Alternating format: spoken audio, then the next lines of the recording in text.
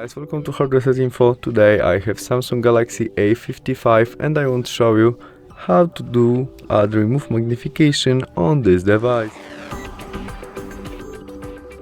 To do that, in the first step we must swipe out the screen and go to the settings, where we look for our accessibility option and there vision.